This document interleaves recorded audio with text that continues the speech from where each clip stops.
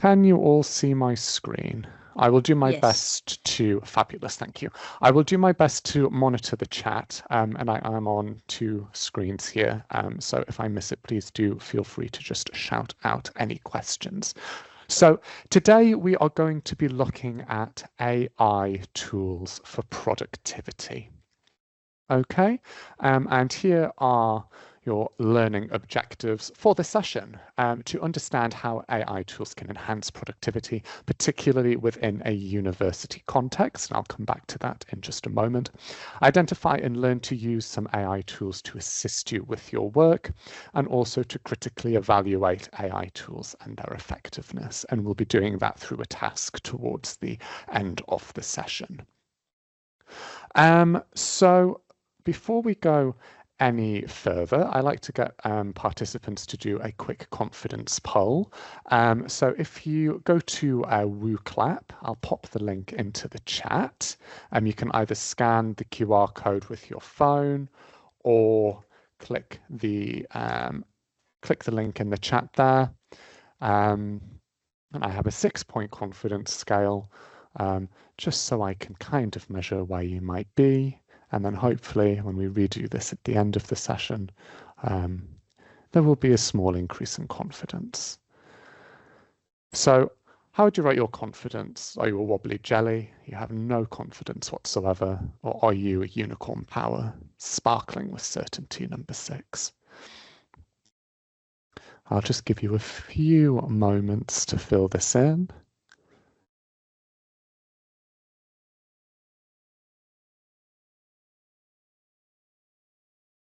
Curious cat, love it.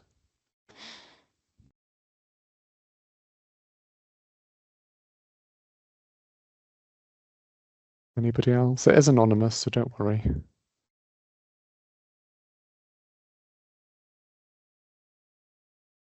If you need me to pop the QR code up again, please just shout. I've got three curious cats and 1 solid toast. Okay. Somebody needs to be buttered up. Fabulous. Okay. Fab, we'll move on. So maybe think of some ways that you might use AI to improve your productivity, or if you already use some tools, let me know what they are. We're going to have a quick look at 4 tools today and also some useful skills, which I hope you find helpful. So this is a word cloud, so anything that you pop in should appear. Sometimes it takes a little while. So maybe you're thinking, oh, I need something to Notion. Great. How can I change the way this looks? There we are. I love Notion. I use it a lot to organize my own work. Anybody else?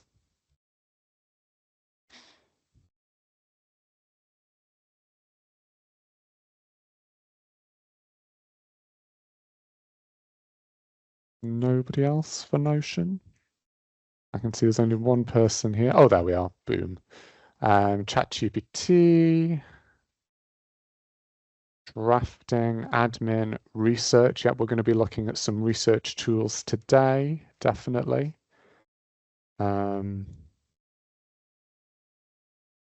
Okay.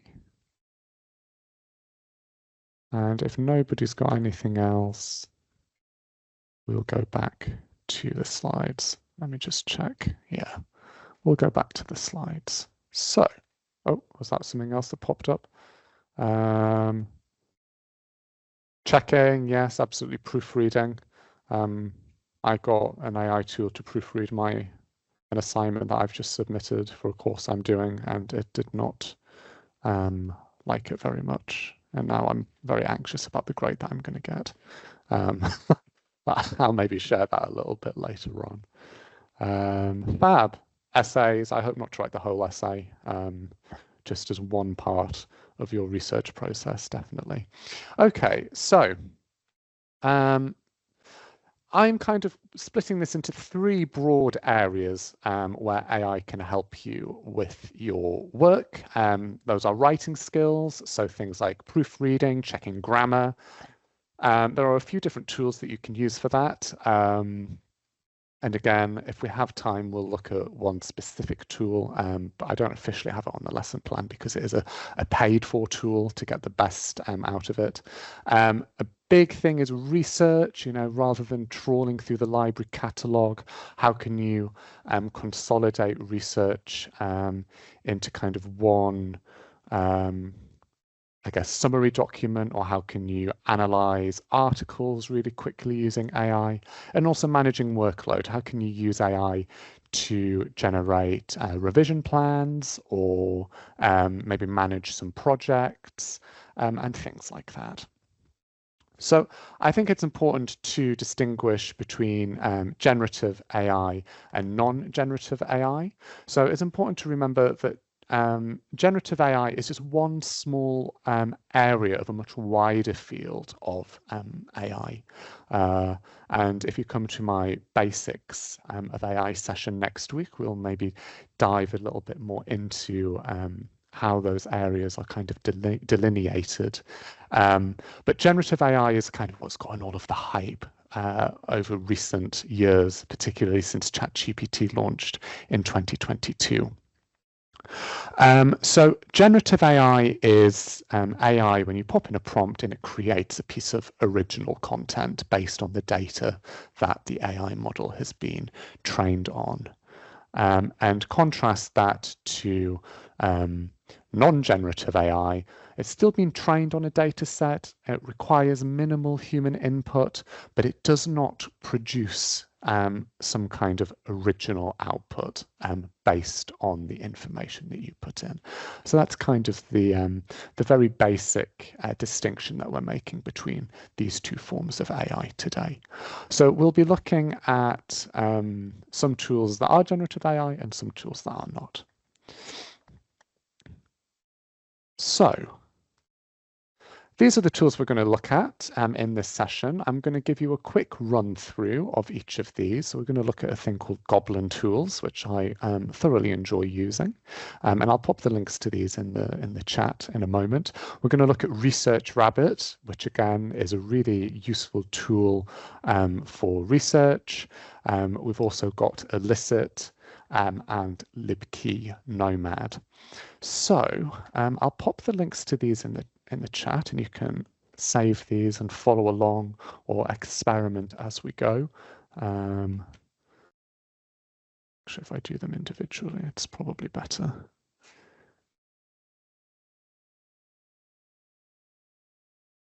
So Goblin Tools. Some of them you might need to create an account to log in to get the kind of full functionality.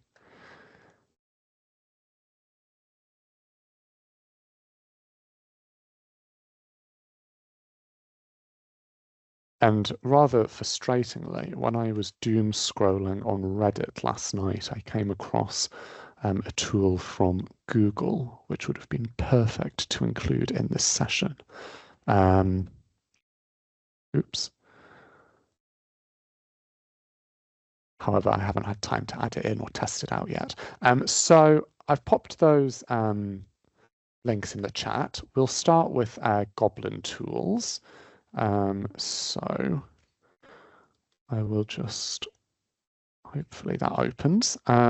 Okay, so this is the Goblin Tools interface, and you've got a bunch of different things you can do across the top here. But what I really like is the magic to-do list. And what you can do is you can put in a huge complicated task, and it will break it down into smaller manageable chunks. So I'm going to pop in something really simple, just to give you an idea. Critical reflection.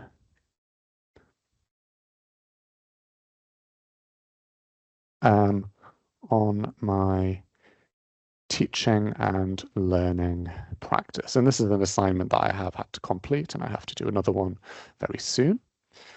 So I pop that in, and it appears as a to-do list item. And then I can click this magic wand, and it will break this big task down into much smaller, manageable chunks. And I can actually then continuously break down these items into smaller and smaller pieces.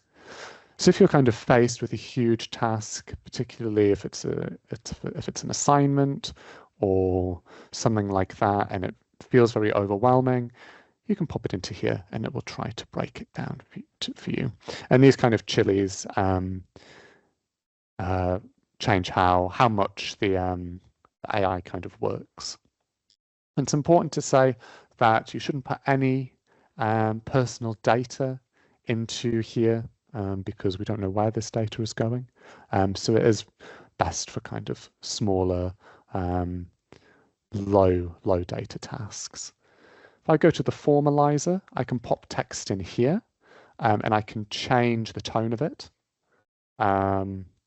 using this drop down and then convert it, and the output will appear here.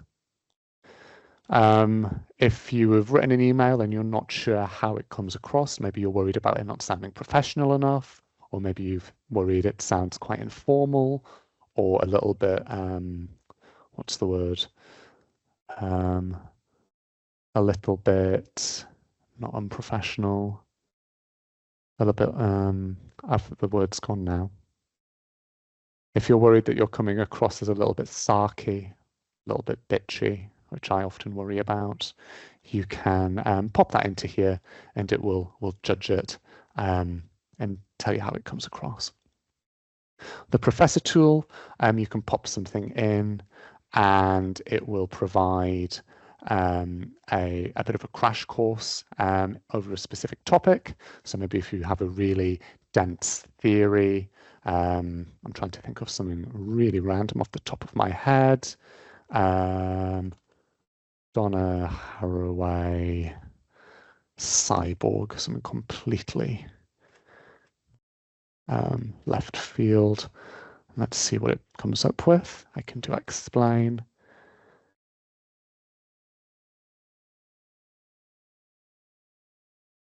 And you get a bit of an overview in this box. And then down here, you get, I guess, a contextual, an analogy, that's the word, an analogy for that theory. So very, very useful, particularly at university. Consultant, I've never used this one, but feel free to give it a go. Estimator, again, if I put in my 2000 word critical reflection on my teaching and learning practice. The Chrome link isn't linking. I will check that out in a moment. There is a bit of a caveat to that. And then you get a 6 to 12 hours estimate. No idea how it's basing this information, mind you. You don't want to leave it, oh, okay, well, the deadline's, maybe it's a Friday night, deadline's on Monday. Oh, I can bash out my critical reflection on Sunday afternoon. Don't do that. Take this with a pinch of salt. And my favorite one is the chef. You can pop your ingredients in your fridge into here, and it will suggest what you can cook with it. So really, really helpful, especially if you don't have much in your fridge, like me. So that's a quick overview of Goblin tools. Again, it's very easy to use. You don't have much control, I think, on the outputs that you have, not like if you ask ChatGPT to do something or something similar like that, but well worth doing and having a go with just for this tool in particular, the Magic To Do. So please feel free to give that a go in your own time. And then we'll move on to Research Rabbit. And this is a researching tool. And it allows you, it trawls the web for links to articles that you upload, and it visualizes them in a really interesting and easy to use way. And if you're somebody who's quite visual like me, it's really helpful for seeing links between different different academics and different pieces of research. So if you have Zotero open, hopefully you're all familiar with Zotero. If you're not, then the library academic support team offer workshops on Zotero, and it is a reference managing software. So what I can actually do is I can import a Zotero collection. So these are all of my different pieces of, these are basically folders in Zotero where I've got articles saved. You can see different pieces of research and things that I'm doing. And I'll click PGCHE to start with, and we'll just call this teaching and learning. And we'll hit OK. And it'll pull in all of the articles that I have saved and all of the books that I have saved in Zotero. And you can add things manually. You can just press add papers, or you can create a new collection and add things manually. If you have the ISBNs, the DOIs, author names, etc. And what I can do is if I come down here and do click to show, I get this.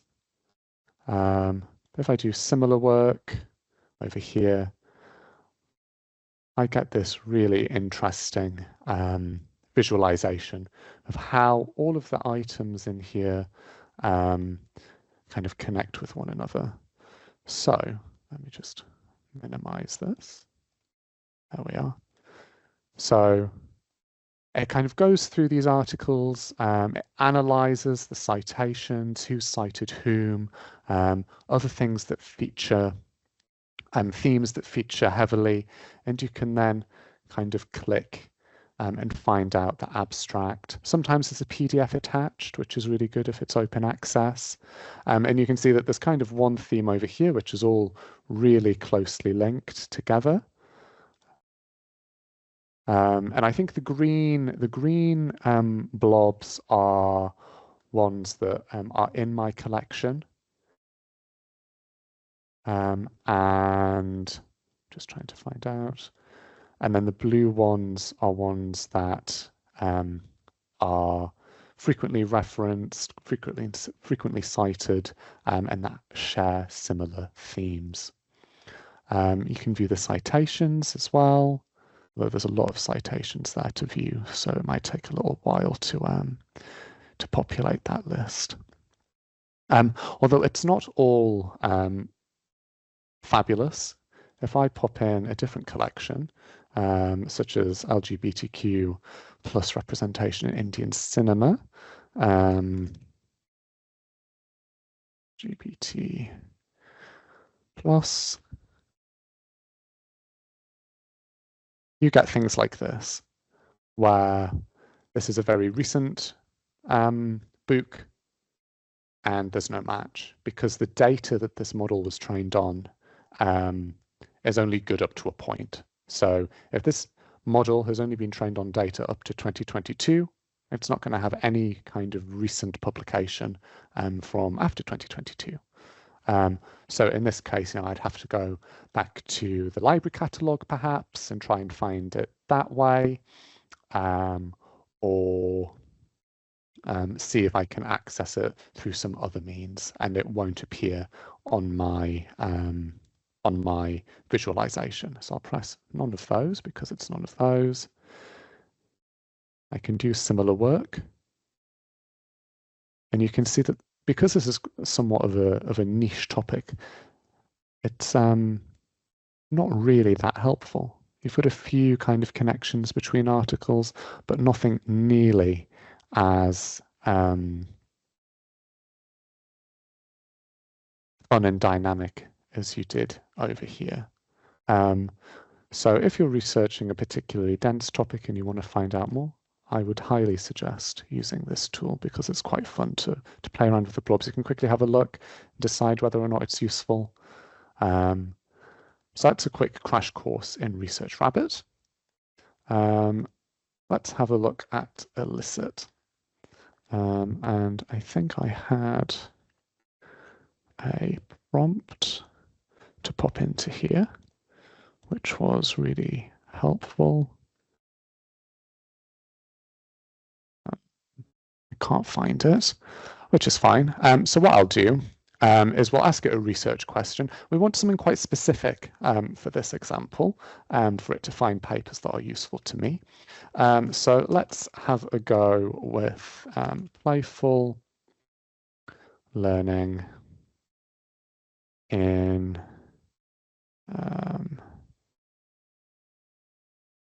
digital skills development in higher education UK. Again, something very specific to me. And I'll press go. And we'll see what it pulls up. And again, this works in a similar way to Research Rabbit. It's searching the web. Oh, there's something from Fiona, who's in charge of TALC. And what it's doing is it's pulling in, searching the web, pulling in lots of different articles, again, only up to a point. Depending on when this model was trained, it's not going to include any results that were published after that date. And you get a really helpful summary of the top papers here. And you can see I'm on a free version, so I only get a summary of the top 4 papers. And I came across another tool similar to this, which is the one I was talking about earlier, but I haven't had the opportunity to, I think, explore it in detail.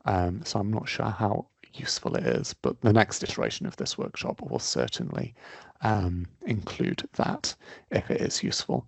You can add some columns, so I can pop in a main findings column and it will analyze those articles, find out the main findings. So you get a really nice quick overview of papers that are relevant. And of course, you can add in your own papers as well that you've found doing a more manual research process if you are going through the library catalogue using Google Scholar, etc. If I add in a new step, I can then ask more questions. I can extract the data from papers that I can upload. And you can see that these ones are, I need to select perhaps this one, this one. Actually, no, let's not do those two. Let's do playful learning, and then I can do summarize abstracts for selected papers.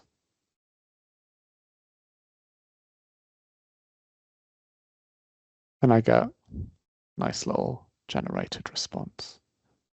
So really, really helpful for getting information out of dense articles. You can imagine each of these is maybe 15, 20 pages long, perhaps, and I can really quickly decide whether or not they're relevant to me.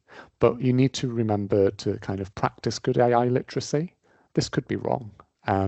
So, you might want to, if you think it's, if you found a paper that you think is really, really relevant, and then you read the summary and it turns out, oh, well, the summary says it's not relevant, but you still think it is, don't believe the summary. Go in and read it yourself. Don't believe it just because the AI says it for you. And then the last tool is a Chrome extension called LibKey Nomad. Oh, it's not available. So depending on what browser you are using, go to the extensions. I'm on Chrome here. LibKey Nomad, there it is. Can I share this?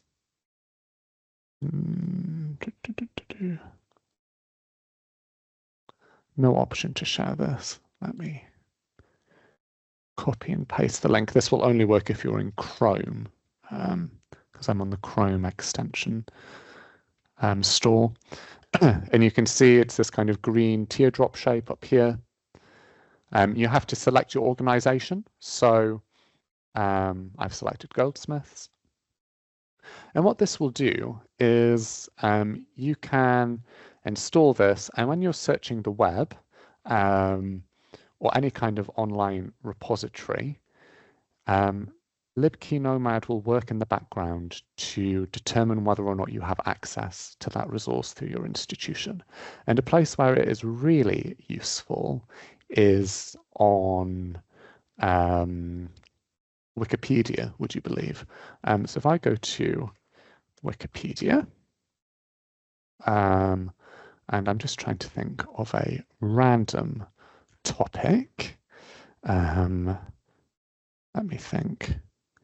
If somebody has a suggestion, please do shout it out. Let's do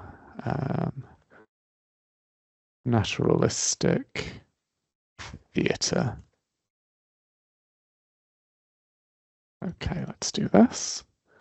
If I scroll down to my further reading, I've got nothing useful there. You can see it's running down here. And if there are articles that are accessible through the Goldsmiths Library Catalogue, you get a little icon. Does somebody want to think of another topic? What if I just... Oh, I heard somebody. Memory activism in the UK. Just checking up here. There's a lot of things there.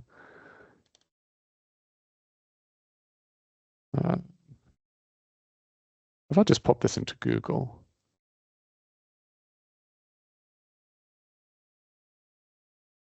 See down here. Aha, we've got one.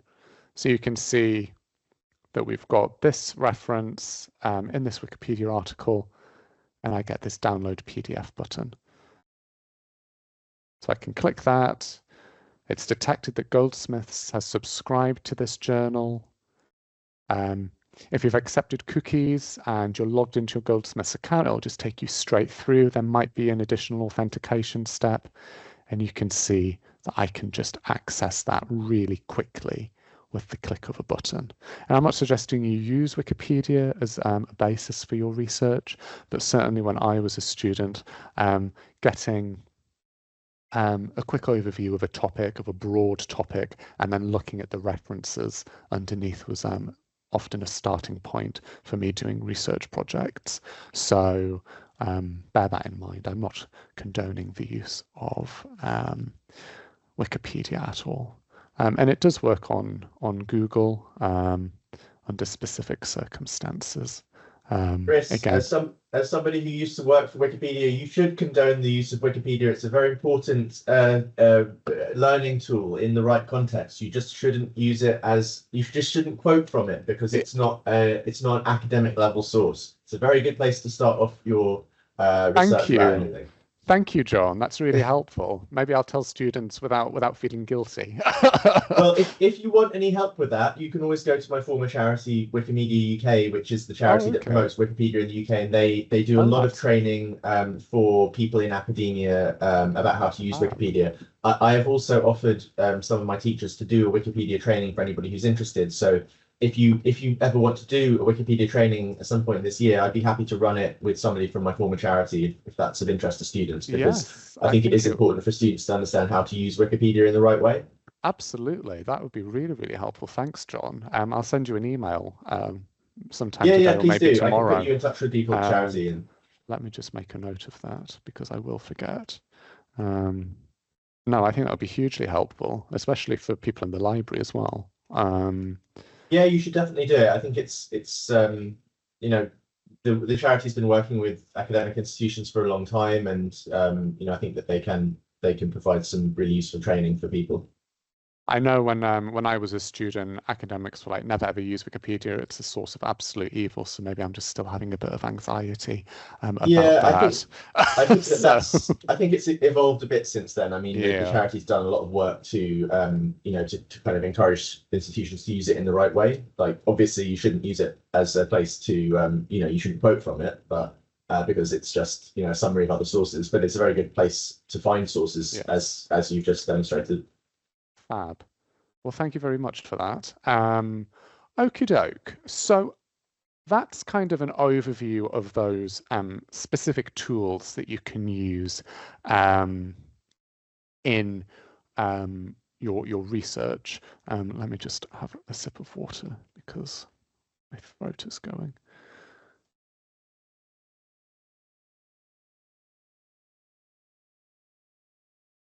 I'm going to quickly rush through the next sections. So those are the specific tools. Bear those in mind. The links are in the chat. We will come back to those in a moment. But now we need to think more broadly, I think, around some specific skills when it comes to using AI to enhance your productivity. And one of those key skills is prompt engineering. So some helpful keywords to help you think about prompt engineering are role. What role do you want your AI model to play?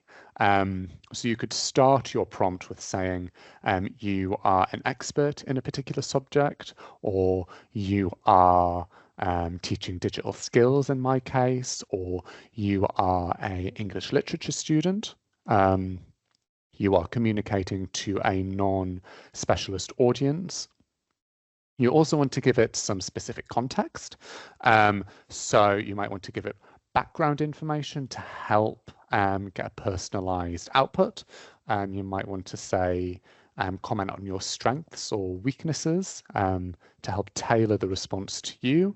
Or maybe you're looking at a specific theory or theorist that you might want to include a reference to as well. When it comes to limitations, how do you want the output to be structured? Do you want, a 200-word summary? Do you want bullet points? Do you want it to output without using the first person? And then finally, you can ask follow-up prompts and have a bit of a dialogic interaction with an AI tool. So you can ask it, where can I find out more about a specific topic or a specific source that the AI might have quoted. You might want to ask it about about underrepresented views in its output, or you might want it to provide counter arguments to its output.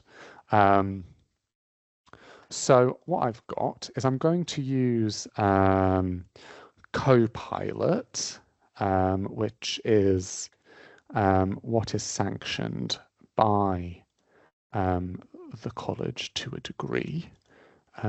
Just bear with me.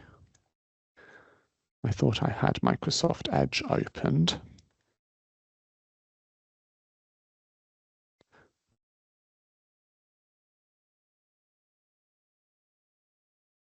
You can also see my screen, yes? Yes, I can see the red line. So I can click on Copilot Chat. And what I'll do is I'll just paste in my prompt. So this is a little bit of about me and what I wanted to do. So this is a bit of a project management exercise. I've got this assignment due, and I wanted to create a bit of a plan to help me meet this deadline in May. That was very quick. And then, some AI tools, you get the kind of follow-ups as little prompts that you can click rather than having to type. So that was very, very quick. And you get a personalized timetable with the key things that I need to do. So that's really, really helpful. Okay, we are quickly running out of time. So I'm going to quickly go back because I want you to have a bit of a go with using these tools and evaluating them. So just some things to remember. So I've mentioned it a few times. AI is only as good as the data that it's trained on. So the data could be out of date, it could be biased, it could be falsified, and the AI output will reflect this. So, use your media literacy, your critical thinking skills to decide whether or not the AI output is appropriate. And of course, you can ask follow-up questions, like I've just said. Really important when you're doing research, especially. You shouldn't put any personal data into an AI model, whether that's your own personal data or data that you found by doing some primary research, because if it contains personal data, it could violate the UK GDPR because we don't really know where that data is going. It could be leaving the European Union, which would definitely violate the GDPR. And that data could then be used to train models in future. So, you might want to read privacy policies on AI tools and see exactly what it says about how models are using data that you input. AI can also hallucinate and make up information. So a good example of this is this Google Gemini hallucination that appeared in May, where somebody was asking, I want to make a pizza, how do I make sure that the toppings don't fall off? And Google Gemini said, use some glue. Mix about 1/8 cup of Elmer's glue in with the sauce. Non-toxic glue will work. So I'll pop the link to that article in the chat. This is from The Verge, which is a really useful resource when it comes to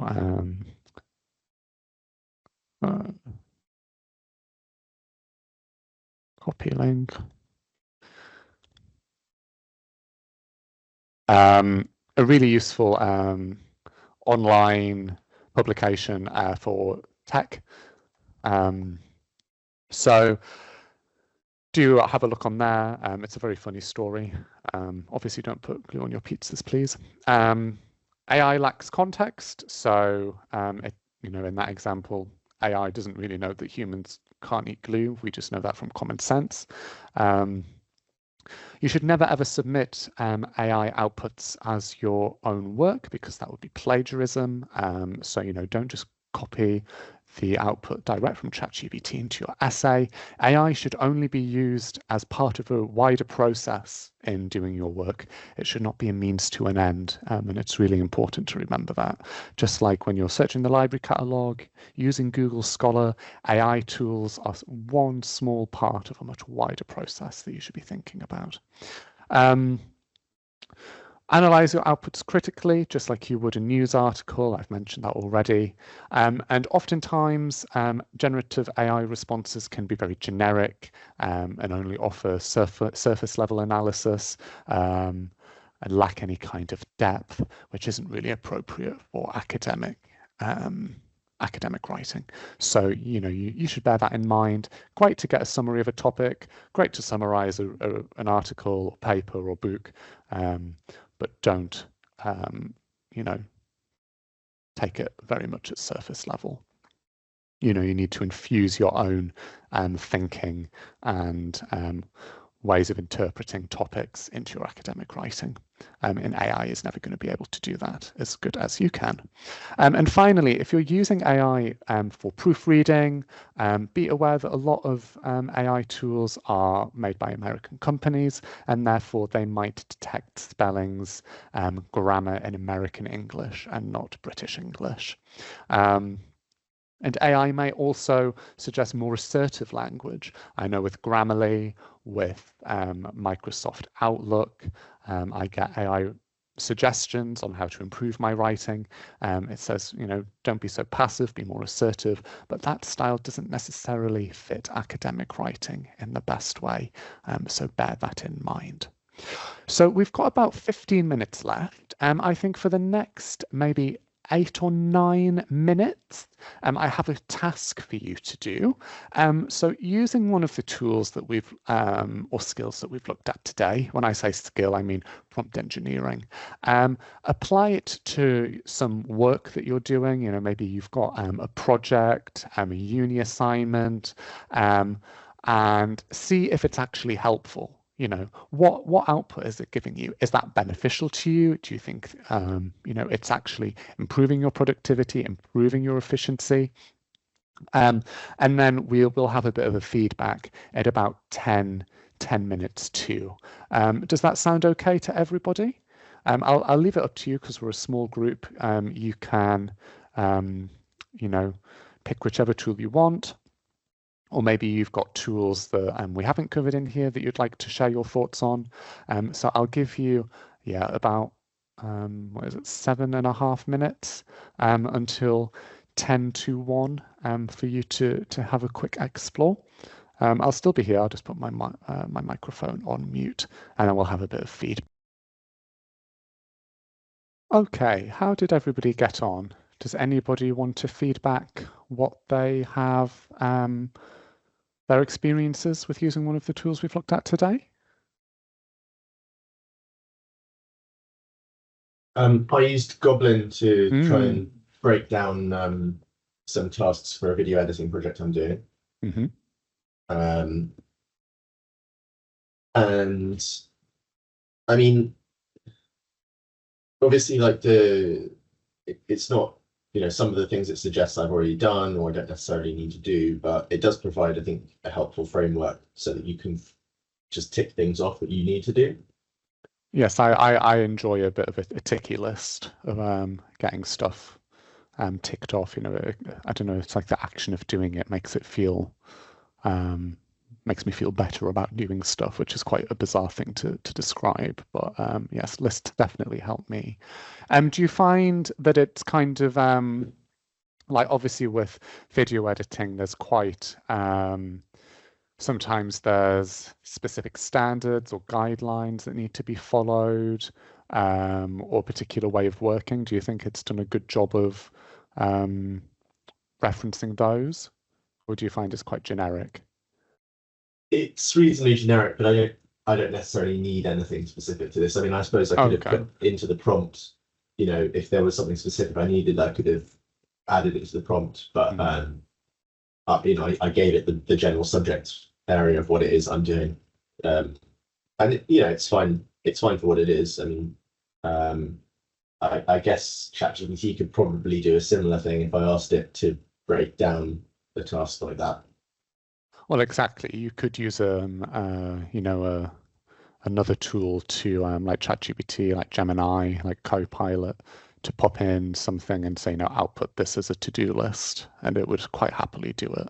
The good thing about Goblin tools is that because of the kind of friendly interface, it's a good way to kind of, I guess, dip your toe in if you're not quite sure how to construct a prompt efficiently. Okay, well, I'm glad you found it useful. Does anybody else have anything to share? I tried ResearchRabbit.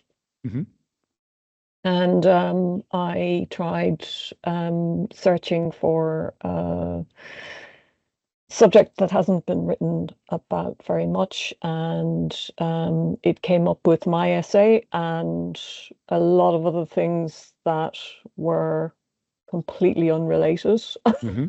Yes, I found that absolutely. Where, you know, the two key words were mentioned, but in ways that were you know, just kind of against the spirit of the actual thing that I was researching. I couldn't remember how to use the connections chart that you were pointing out. I mean, I sort of can see, you know, the blobs, but I was distracted when you were describing that because I was already trying to use it. Oh, fair enough. What you do is if you click on the blobs, then it brings up, it should hopefully bring up the abstract if it's available. Yeah. And if it's an open source document, then not open source, freely available, public domain. I can't remember.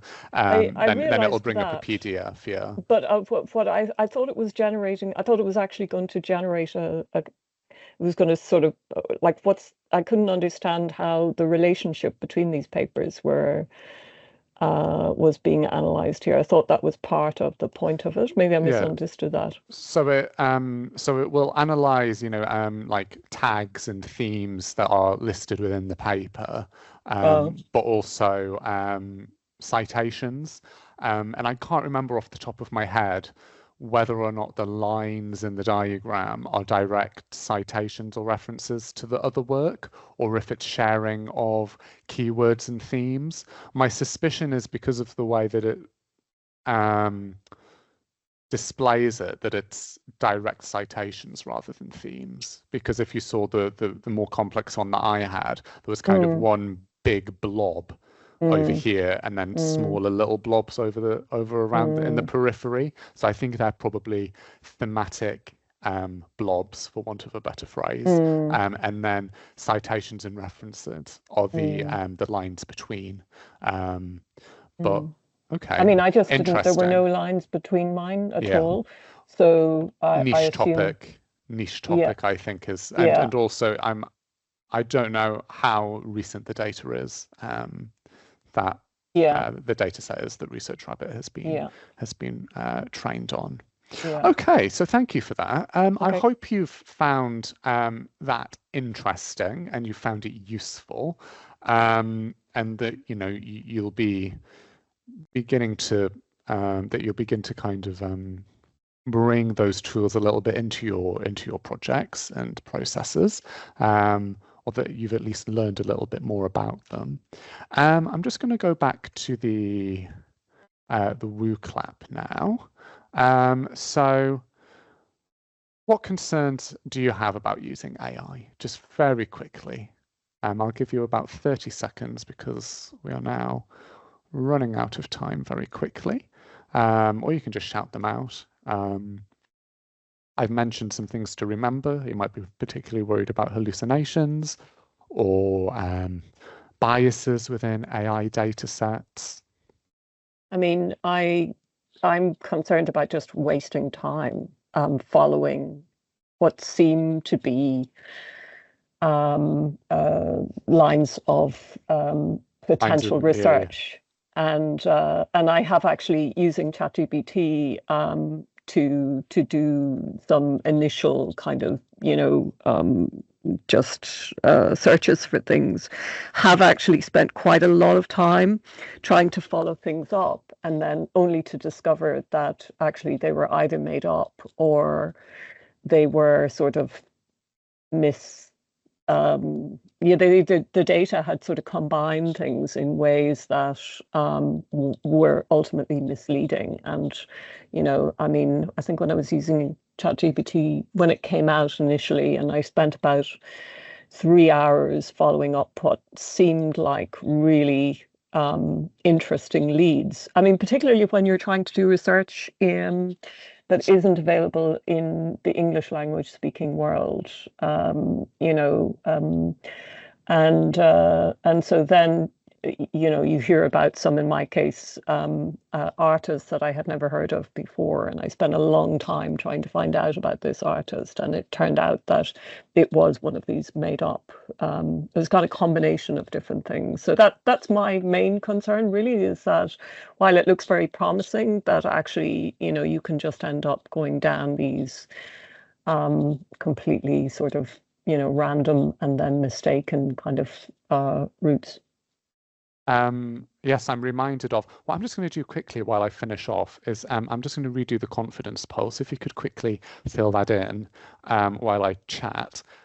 So that reminds me of a similar experience I had when preparing for a similar workshop to this one, where I was using ChatGPT to find out information about it was a similar example, the LGBTQ representation in Indian cinema, and it gave me a lovely summary. And I asked, okay, where are the sources? Where have you got this information from? And it gave me a list that looked like relevant journal articles.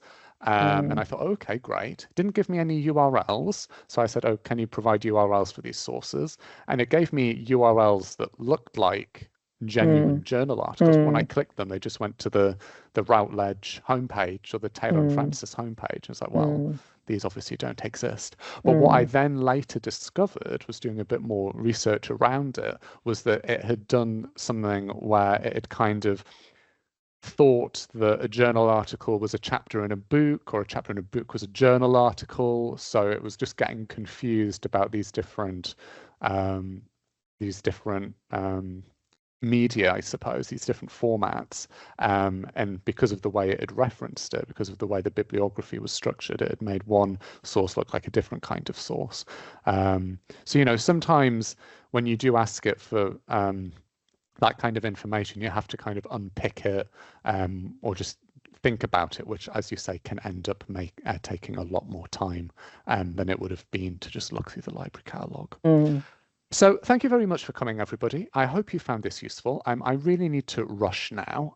So I've popped in the chat a link to the workshop evaluation survey. I'd be very grateful if you could fill that in for me. Completely anonymous. It'll ask you what was good, what was bad, and it'll help me you know, develop these sessions for future. So thank you very much for coming, and I hope to see you at another workshop soon. The next AI workshop is the basics of AI, which is sometime next week, and we'll be kind of looking at AI. We'll be looking at AI more holistically, the history of AI, how we've got here, you know, maybe what the future holds, etc., and some of the broad concepts around it. So I shall see you all soon. Thank you very much. Thank you very much, Chris. Thank you. Bye-bye.